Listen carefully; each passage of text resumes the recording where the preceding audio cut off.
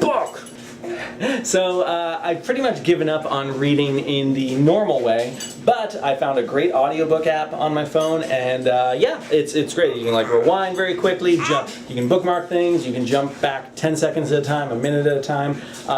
Really fantastic. So I've been listening this week to Lord of the Rings, and starting to get into the other space thing by Gene something. Failure is not an option, but I did finished listening to, with a little bit of reading, The Martian, and I thought it was fantastic. I really enjoyed the heck out of it. I loved the science of the book, I loved the pacing, I loved the character, I loved pretty much everything about it. Like, there were a couple things toward the end where, like, I wanted the story to be kind of picking up the pace and making things feel a little bit more high stakes. And instead it's like, oh no, that, spoiler, thing turned over. Oh no, there's more wind. And I was expecting maybe something more of a surprise. That being said, it felt very much like a documentary in the same way that Fargo, you know, has that kind of style with it's like, the following is based on true events, we've changed the names, blah, blah, blah.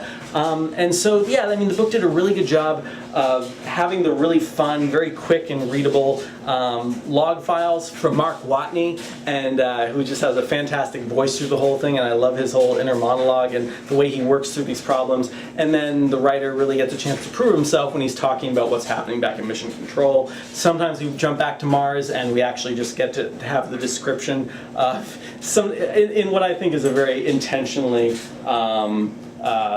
lifeless description of like, and then the astronaut, you know, jumped up and down and waved his hands. He was happy, blah, blah, blah, to contrast with Mark Watney's very enthusiastic stuff. But all I can say is I thought the book was fantastic. I really liked it. I forget who the actor was who read it, but I think he did a great job. I knew pretty much from the start, so I'm not even call this a spoiler, that it was going to be his own crew coming back to get him, especially when we started establishing that they were the main characters. So yeah, I mean, that was cool. I also, I'll say there's a thing that happens when his crew starts to go back to get him, where one of the crew members is talking to her mom and is like, oh, so yeah, you know, we're going back to get him, and everyone's upset because of course this adds like 2 years to their time and space. And they're like, what if you die? And she's like, I won't die. And she explains, like, I was picked to survive. If everyone dies, like, I'm the smallest, I need the least food, and I'm gonna go back and I will have all their dead bodies to eat. Which is super dark and crazy, and I was like, oh my god, what if the book goes that way? And I was thinking kind of like the end of the core and kind of the direction that goes, which of course is, I really like the core, but it's certainly not a story to hold up as, you know, like, this is what things should aspire to. And so I was like, oh, I guess maybe that could happen. But then because the book just totally stopped talking about that character after that, I was like, okay, this isn't going to happen. Everything's going to be fine. Let's just find out how everything becomes fine. So it was a lot of fun. Liked it a lot. 5 stars. 5 stars, folks, with a confidence of 4. We'll see how I feel about it in a year. And now let's talk about the movie version.